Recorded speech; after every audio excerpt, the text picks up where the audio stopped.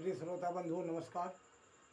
पिछले भाग में हमने आपको बताया कि भोलेनाथ जो ब्राह्मण के रूप में थे उनकी सेवा मैना रानी और हिमवान कर रहे हैं।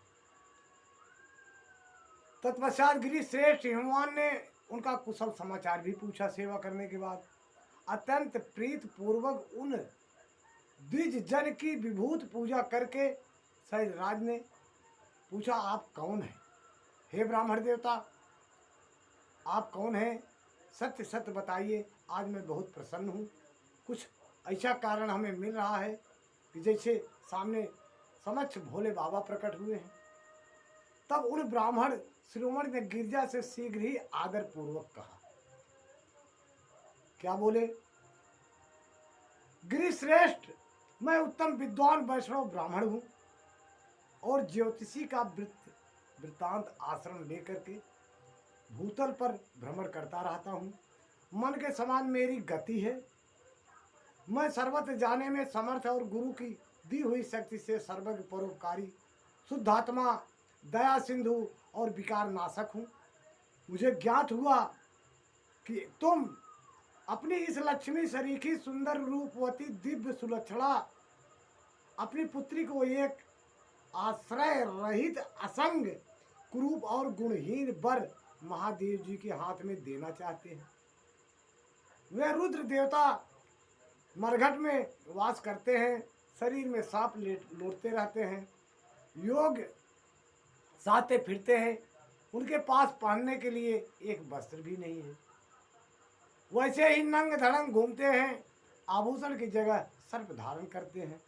हे राजन, उनके कुल का नाम आज तक किसी को ज्ञात ही नहीं हुआ। वे कुपात्र और कुशील हैं। स्वभावतः विहार से दूर रहते हैं, सारे शरीर में भस्म रमाते हैं, क्रोधी और अभिषेकी हैं। उनकी अवस्था कितनी है यह किसी को ज्ञात नहीं है। वे अत्यंत कुत्सिल, जटाका बोझ सदा सिर धारण किए हुए रहते हैं। जटा का बोझ भी नहीं संभलता। वे भले बुरे सबको आश्रय देने वाले भ्रमणशील नागहार धारी भिक्षुक, कुमार्ग परायण और हठ पूर्वक वैदिक मार्ग का त्याग करने वाले हैं। ऐसे अयोग्य वर को आप अपनी बेटी ब्याहने चाहते हैं? अचल राजा शैलराज, आप मेरी बात माने। अवश्य ही आपका यह विचार मंगलदायक नहीं है। नारायण कुल में उत्पन्न ज्ञानियों में श्रेष्ठ गिरिराज, मेरे कथन का मर्म समझो। तुमने जिस पात्र को ढूंढ रखा है वह इस योग्य नहीं है कि उसे हाथ में पार्वती का हाथ दिया जाए। शैलराज, तुम ही देखो, उनके एक भी भाई बंधु नहीं है। तुम तो बड़े बड़े रत्नों की खान हो, किंतु उनके परम पूजी भांग भी नहीं है। वे सर्वथा निर्धन है। गिरिराज, तुम शीघ्र ही अपने भाई बंधुओं से, मैना देवी से, सभी बेटी और बेटों से, पंडितों से भी प्रयत्न पूर्वक पूछ लो, किंतु पार्वती से न पूछना, क्योंकि उन्हें शिव गुण दोष परख नहीं है। वो शिव का दोष समझ ही नहीं पाती, क्योंकि वो शिव से ही प्रेम करने लगी हैं। उनमें हजारों दोष है, लाखों दोष है, करोड़ों दोष है, लेकिन उनके लिए दोष नहीं है। प्रिय श्रोता बंधु, ऐसा कहकर वे ब्राह्मण देवता, जो नाना प्रकार की लीला करने वाले शांत स्वरूप शिव ही थे, शीघ्र खा पी करके आनंद पूर्वक वहां से अपने घर को चले गए। यानी जो करना था वो करके चले गए। प्रिय श्रोता बंधुओं, ब्राह्मण रूपधारी शिव के वचनों को मैना के ऊपर बड़ा प्रभाव पड़ा और उन्होंने दुखी होकर पति से कहा, गिरिराज, इस वैष्णव ब्राह्मण ने शिव जी को जो निंदा की है उसे सुनकर मेरा मन उसकी ओर से बहुत खिन्न है, विरक्त हो गया है।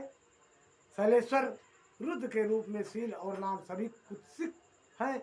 मैं उन्हें अपनी सुलक्षणा पुत्री कदापि नहीं दूंगी। यदि आप मेरी बात नहीं मानेंगे तो मैं निसंदेह जहर खा करके या किसी तरह अपने शरीर को त्याग दूंगी। अभी इस घर की छोड़ दूंगी अथवा विष खा लूंगी, पार्वती के गले में फांसी लगाकर गहन वन में चली जाऊंगी अथवा उसे महासागर में डुबो दूंगी, परंतु अपनी बेटी को रुद्र के गले नहीं मढ़ूंगी। इतनी बात मैना बोल करके, ऐसा कह करके मैना तुरंत कोप भवन में चली गई और अपने हार को फेंक कर रोती हुई धरती पर लौट गई। गले में जो हार था उसको फेंक करके धरती पर गिर करके लौट कर रोने लगी। इधर भगवान शिव को इस बात का पता लगा, तब उन्होंने अर्धवंती सहित सप्त ऋषियों को बुलाया तथा मैना के पास जाकर उन्हें समझाने की आज्ञा दी। प्रिय श्रोता बंधु, शिव जी का आदेश प्राप्त करके भगवान शिव को नमस्कार करके वे दिव्य ऋषि आकाश मार्ग से उस स्थान को चल दिए जहाँ हिमवान की नगरी थी। उस दिव्यपुरी को देखकर उन सप्त ऋषियों को बड़ा विस्मय हुआ कि वे हिमाचलपुरी की परस्पर प्रशंसा करते रहे। ऐसे ऐश्वर्य से भरे पूरे हिमवान के घर में क्या कमी है। उस सूर्य तत्व तेजस्वी सातों ऋषियों को दूसरे आकाश के रास्ते आते देखा हिमवान को बड़ा विस्मय हुआ। वे बोले, ये 7 सूर्य तुल्य तेजस्वी मुनि मेरे पास आ रहे हैं, मुझे प्रयत्न पूर्वक इस समय इनकी पूजा करनी चाहिए। सबको सुख देने वाले हम गृहस्थ लोग धन्य हैं जिनके घर पर ऐसे महात्मा पदार्पण किया करते हैं।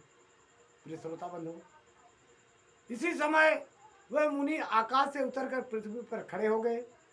उन्हें सामने देखकर हिमवान बड़े आदर के साथ आगे बढ़े और हाथ जोड़कर मस्तक झुकाकर उन सप्त ऋषियों को प्रणाम करने के पश्चात उन्होंने बड़े सम्मान के साथ उन सबकी पूजा की तथा उन्हें आगे करके कहा, मेरा गृहाश्रम आज धन्य हो गया।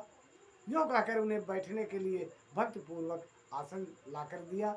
जब वे आसनों पर बैठ गए तब उनकी आज्ञा लेकर हिमवान भी बैठे और वहाँ उन ज्योतिष मरि महर्षियों से किस प्रकार बोले आगे की कथा अगले भाग में सुनाऊंगा।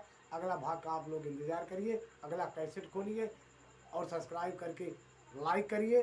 अगला भाग में आपका स्वागत है। धन्यवाद। जय शिव गुरु।